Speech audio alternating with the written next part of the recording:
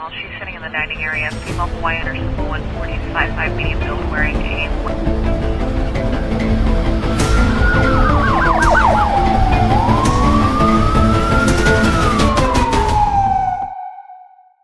Los Angeles, 1947. A city at the height of its post-war boom, neon lights glowing over Hollywood Boulevard, the film studios churning out stars, and the promise of California sunshine drawing dreamers from across the country. But beneath that golden facade was another Los Angeles, a city of smoky bars, transient hotel rooms, and ambitions often cut short by harsh reality. On the morning of January 15th, that shadow side of the city revealed itself in the most shocking way. In a vacant lot south of Hollywood, a passerby stumbled upon what at first appeared to be a discarded mannequin. But as police arrived, it became horrifyingly clear. This was no mannequin. This was the body of a young woman, left deliberately posed in the grass. Her life stolen in a manner that stunned even hardened investigators. Her name was Elizabeth Short. She was only 22 years old. Within hours, the press would dub her the Black Dahlia, a nickname that would immortalize her in America's true crime lore. The case remains unsolved to this day. No one has ever stood trial for her murder. And yet, the Black Dahlia case continues to fascinate, to terrify, and to puzzle generations of investigators, journalists, and storytellers. Tonight, we'll revisit this infamous case in detail. We'll look at Elizabeth Short's life, the evidence that baffled detectives, the dozens of suspects who came under suspicion, and the cultural storm that transformed one young woman's tragedy into one of the most enduring mysteries of the 20th century. Let's begin with the discovery itself. It was just after 10 a.m. on Wednesday, January 15th, 1947, when a woman named Betty Bersinger was walking with her young daughter along Norton Avenue in a quiet residential neighborhood just south of Hollywood. The area was still mostly undeveloped land, with empty lots scattered between modest houses. As Bersinger glanced across the street, something caught her eye: a pale figure lying in the grass near the sidewalk. At first, she assumed it was a store mannequin dumped carelessly in the lot. The figure looked split in two, its surfaces unnaturally smooth and pale. But something about it unsettled her.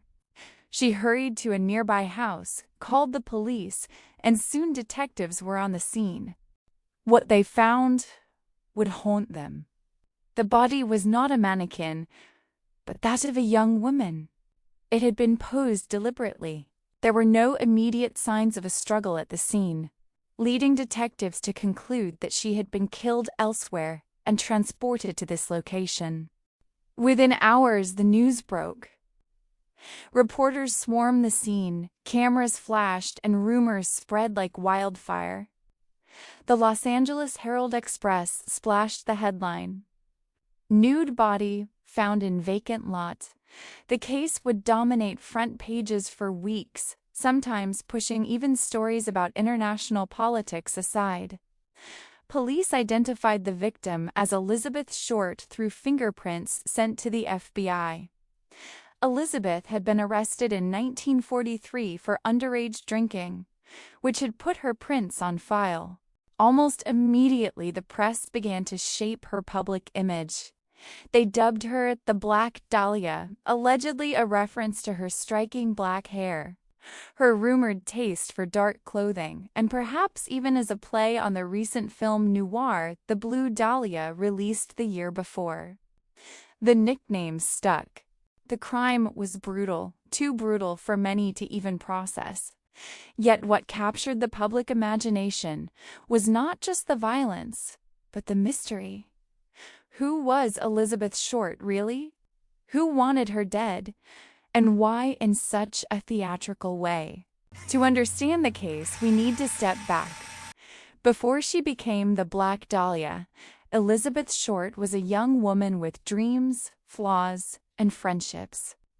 Who was she, and what path led her to Los Angeles in the first place? Before the newspapers called her the Black Dahlia, before the crime scene photographs and the rumors, Elizabeth Short was simply a young woman trying to find her place in the world. Elizabeth was born on July 29, 1924, in Boston, Massachusetts. She was the third of 5 daughters born to Cleo and Phoebe Short. Her early years were marked by the strains of the Great Depression. In 1929, her father abandoned the family, leaving Phoebe to raise the girls alone. For a time, she believed Cleo had taken his own life after the stock market crash. It wasn't until years later that she discovered he was still alive, having simply walked away from his responsibilities. This early abandonment left its mark. Elizabeth's childhood was described as difficult, but those who knew her remembered her as lively, talkative, and eager to stand out.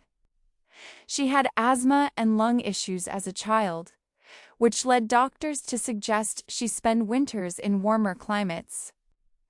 That gave her a taste of travel, of movement beyond the confines of Massachusetts, and she longed for more. As she grew into adolescence, Elizabeth became known for her striking appearance, pale skin, dark hair, and a glamorous sense of style. Friends recalled she loved dressing up and carried herself with an aura of someone who might have been destined for Hollywood. After high school, she bounced between different cities, staying with relatives and friends. In 1943, she spent time in California, working at a military base post-exchange. That same year, she was arrested in Santa Barbara for underage drinking. It was a minor offense, but it put her fingerprints into the FBI's system, a detail that would later allow detectives to identify her body. Elizabeth dreamed of becoming an actress. Like thousands of young women in the 1940s, she saw Hollywood as a shining beacon, a place where ambition could be transformed into stardom. She had headshots taken, though no evidence exists that she ever secured major roles. Still, she cultivated an image of mystery and allure, often exaggerating her connections in Hollywood. Some remembered her as sweet but insecure, others as enigmatic and distant.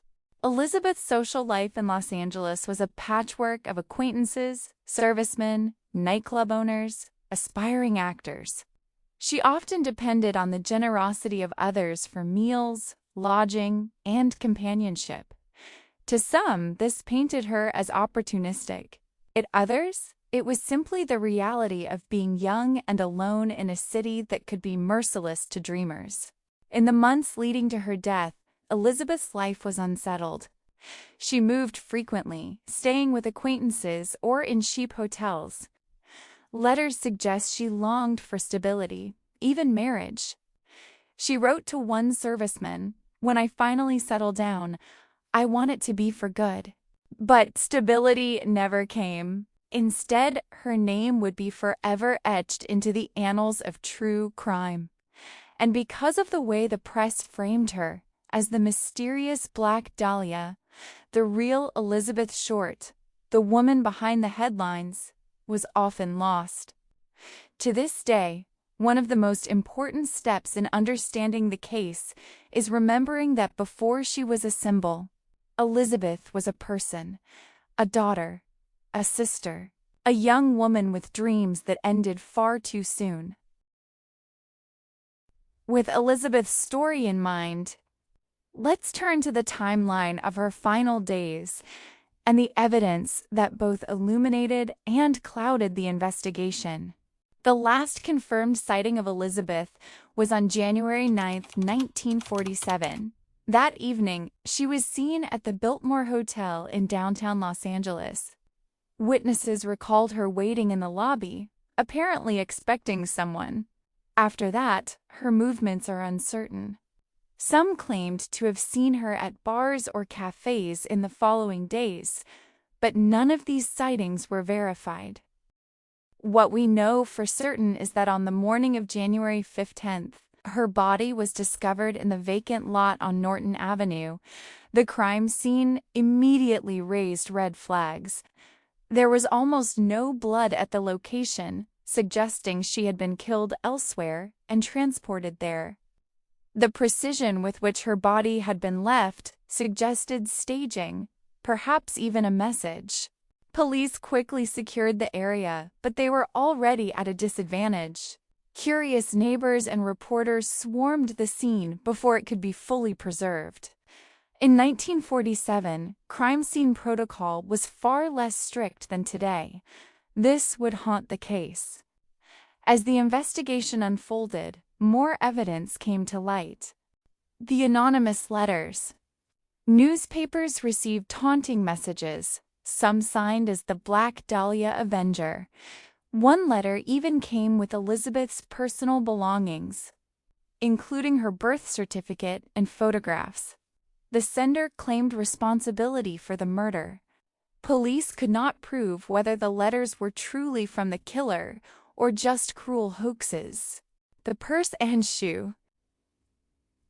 Investigators recovered Elizabeth's black handbag and one of her shoes in a trash bin, not far from the crime scene. These items had been wiped clean, leaving little forensic evidence. Calls. Several people reported receiving strange calls in the days after the murder. Anonymous men claiming to have known Elizabeth or her killer. The credibility of these calls remains debated. The autopsy report. While we won't describe details graphically here, the coroner concluded Elizabeth's cause of death involved blunt force trauma and blood loss. The report suggested she had been held captive for several days before her death. The timeline between January 9th and January 15th remains one of the most puzzling aspects of the case. Where was Elizabeth during those days? Who was she with? Was she voluntarily in someone's company or held against her will? More than 150 suspects were interviewed in the weeks following the murder. Some confessed, but most confessions proved false. The sensational headlines drew attention seekers, pranksters, and unstable individuals who wanted their 15 minutes of infamy. Detectives often found themselves drowning in leads that went nowhere. The evidence, though tantalizing, led only to more questions. Was the killer someone Elizabeth knew? Or was this a random predator, a drifter who disappeared back into the shadows of Los Angeles? Or perhaps, as some would later argue, was the crime the work of someone highly skilled, someone with medical knowledge who deliberately staged the scene to shock the public?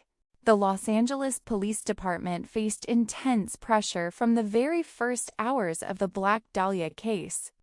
Newspapers demanded answers, the public demanded a suspect, and politicians demanded quick results. But in the haze of sensational headlines, investigators were forced to sift through mountains of false confessions, unreliable witnesses, and an ever-growing list of suspects. Over the years, certain suspects emerged again and again, names that would become forever linked to the mystery of the Black Dahlia. In the first days, detectives worked around the clock. Their strategy was simple. Anyone who had recently known Elizabeth was a potential suspect. One of the first men questioned was Robert Red Manley, a 25-year-old traveling salesman who had last been seen with Elizabeth. He admitted to giving her a ride to the Biltmore Hotel on January 9th, the final confirmed sighting of her alive. Manley told police he left her there, believing she was meeting another man. For a time, suspicion fell heavily on him, but after extensive questioning, polygraph tests, and a firm alibi, police cleared him. Manley even testified at a coroner's inquest, reaffirming his story. His involvement in the case haunted him for the rest of his life, but there was never evidence linking him to the crime. Another avenue investigators explored was Elizabeth's social circle. She had stayed with friends and acquaintances in Hollywood, many of whom described her as struggling financially. Detectives interviewed nightclub owners, former boyfriends, and servicemen. None provided a clear lead. The Laugh quickly realized they were dealing with something unusual. The body had been left with a degree of precision and staging that suggested planning. Some detectives theorized the killer had medical training. Others believed it was someone with a flair for theatrics, deliberately leaving the scene to shock the city. But with little physical evidence, the investigation began to stall. Then came the letters.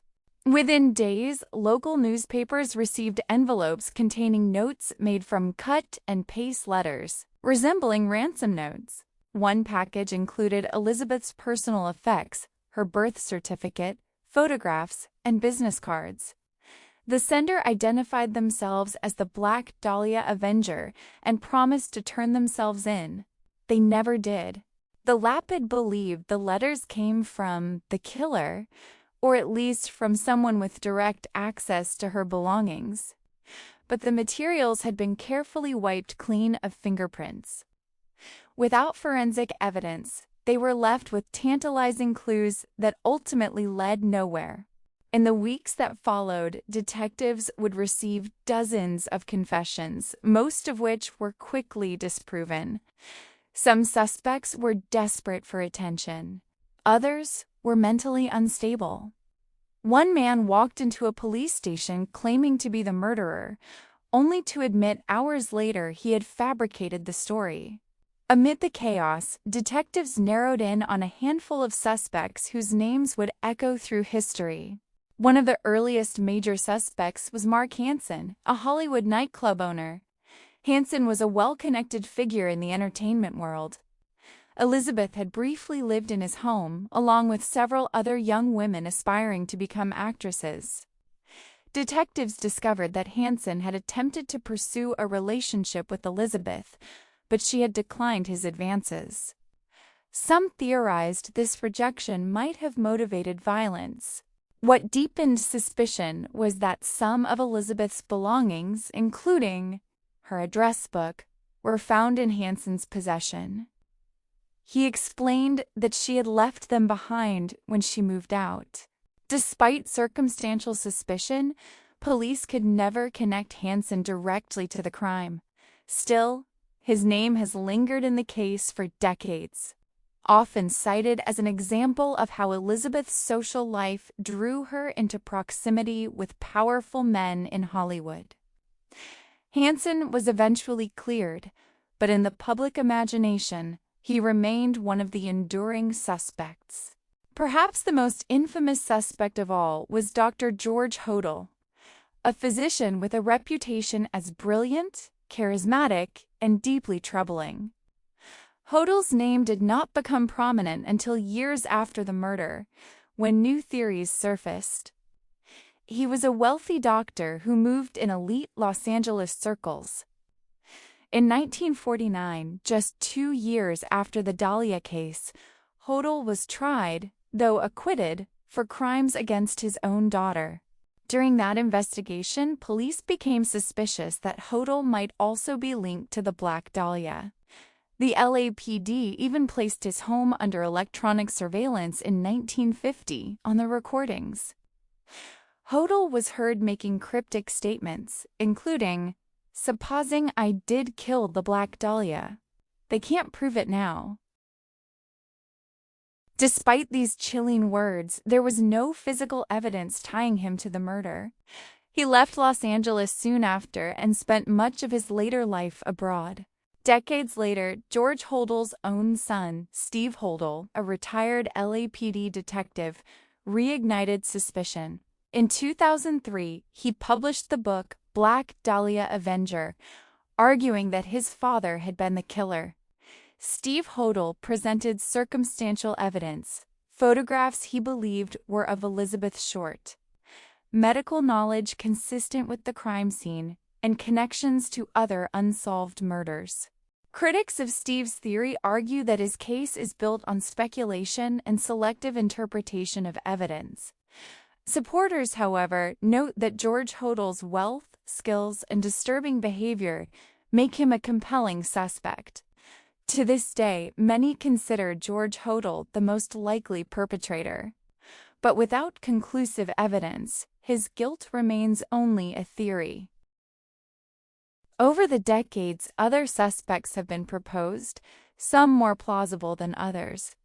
Walter Bailey, a surgeon who lived near the crime scene, was suggested because of his medical expertise and proximity.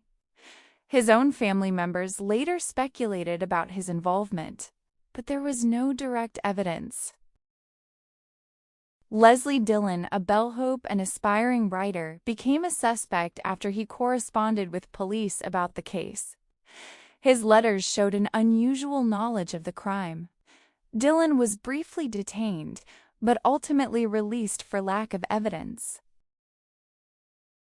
Arthur Lee Allen, who would later be suspected in the Zodiac killings, was also loosely connected by conspiracy theorists, though no evidence tied him to Elizabeth Short. Numerous others, from drifters to Hollywood figures, have been named in books, articles, and documentaries. Each theory adds layers to the myth, but none have been conclusively proven. What complicates matters is the media's role. The press shaped public perception of Elizabeth Short as a mysterious femme fatale, exaggerating her lifestyle and friendships. Some newspapers even invented details to sell papers.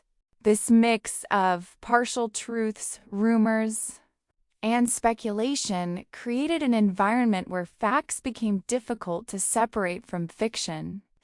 And as time passed, with evidence lost and witnesses gone, the truth slipped further away.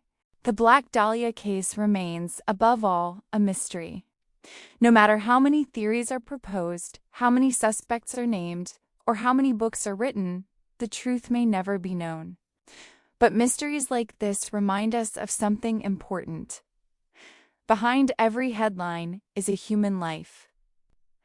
Elizabeth Short was more than a name, more than a photograph in the paper. She was a person with hopes and fears, laughter and longing. Remembering that is how we honor her, even when justice remains elusive. If you found this documentary thought-provoking, consider subscribing to the channel. It helps us continue to bring you in-depth, true crime stories. And I'd love to hear your thoughts. Who do you believe was responsible for the Black Dahlia murder? Leave your theories in the comments below.